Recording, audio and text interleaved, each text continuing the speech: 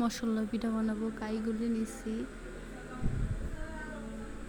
হলুদ মরিচ দিয়ে তেল গরম করবো। এখন তেলটা গরম হলেই দিয়ে দিব, একটা একটা করে দিয়ে দিচ্ছি। এখন তেল গরম হয়ে গেছে আমার।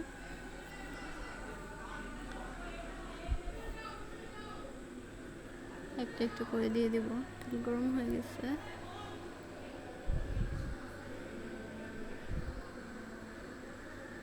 দিয়ে দিলাম তেলে।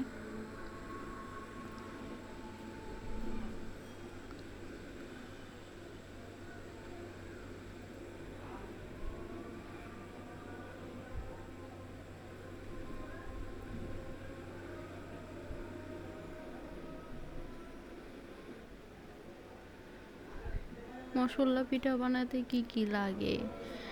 আপনার পেঁয়াজ, রসুন, আদা রসুন বাটা, কাঁচামরিচ, হলুদ, মরিচ।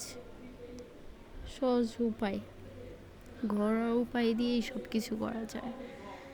আমার ভাজা হয়ে গেছে, আমি এটা নামিয়ে নিব। ভাজা হয়ে গেছে আমার, এটা নামিয়ে নিব।